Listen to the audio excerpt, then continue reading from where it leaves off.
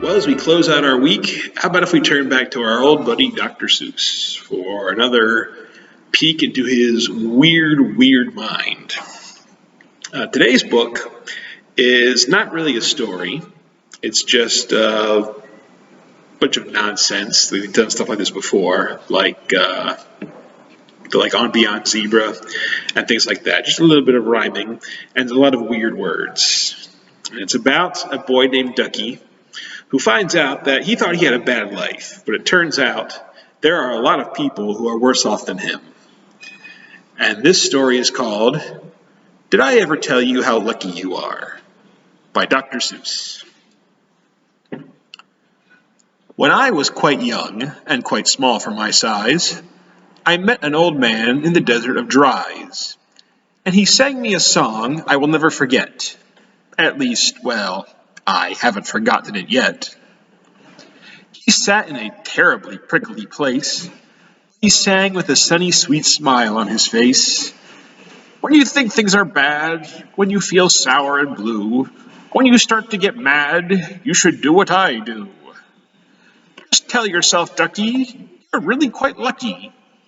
Some people are much more, oh, ever so much more, oh, much more unlucky than you. Be glad you don't work on the Bungle Bung Bridge. They're building across Boober Bay at Bum Ridge.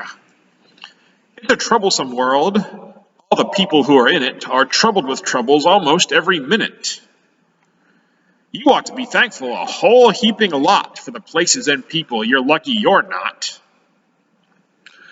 Suppose, for example, you lived in Gazette and got caught in that traffic on Zate Highway 8. Or suppose, just for instance, you lived in Gazaire, with your bedroom up here and your bathroom up there. Suppose, just suppose, you were poor Herbie Hart, who has taken his thrum-dimbulator apart. He never will get it together, I'm sure. He never will know if the gick or the gore fits into the scrucks, or the snucks, or the snore. Yes, Ducky, you're lucky you're not Herbie Hart, who has taken his thrum-dimbulator apart. Think they worked you too hard? Think of poor Ali Sard. He has to mow grass in his uncle's backyard, and it's quick-growing grass, and it grows as he mows it. The faster he mows it, the faster he grows it. And all that his stingy old uncle will pay for shoving that mower around in that hay is the piffulous pay of 2 duclas a day. And Ali can't live on such piffulous pay, so he has to paint flagpoles on Sundays in Grooves. How lucky you are you don't live in his shoes. And poor Mr. Bix. Every morning at 6, poor Mr. Bix has his Borfin to fix. It doesn't seem fair. It just doesn't seem right. His Borfin just seems to go schlump every night. It schlumps in a heap, sadly needing repair. Bix figures it's due to the local night air. It takes him all day to unschlump it, and then the night air comes back and it schlumps once again. So don't you feel blue. Don't get down in the dumps. You're lucky you don't have a Borfin that schlumps. And while we are at it, consider the schlots. Crumple-horned, web-footed, green-bearded schlots whose tail is entailed with unsolvable knots.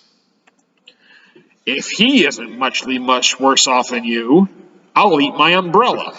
That's just what I'll do.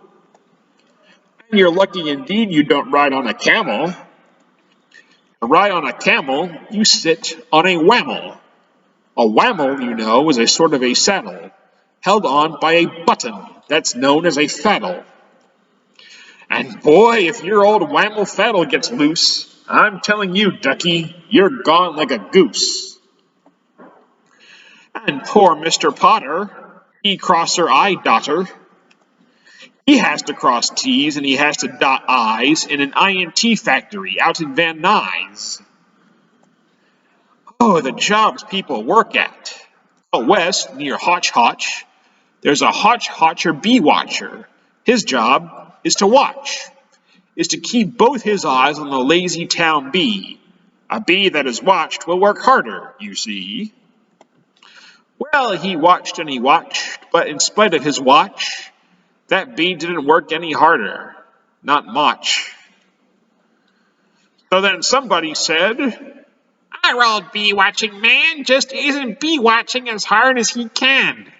He ought to be watched by another Hotch Hotcher.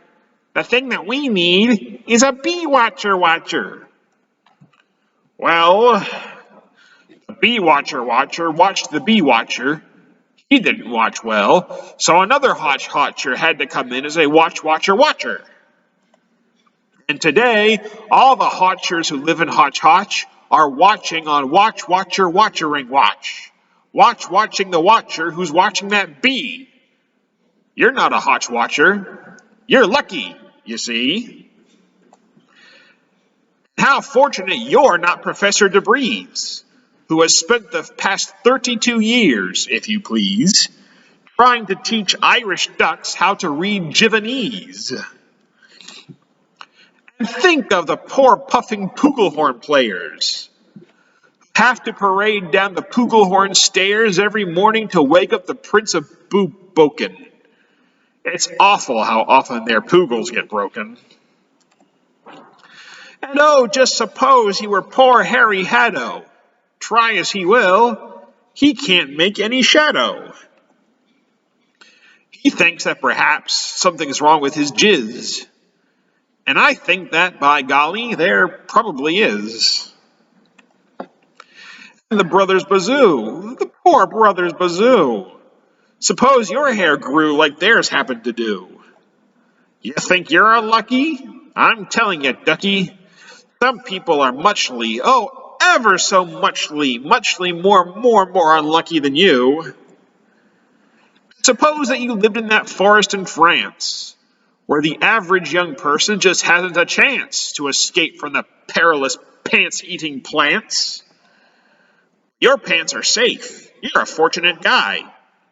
And you ought to be shouting, "How lucky am I?" And speaking of plants, you should be greatly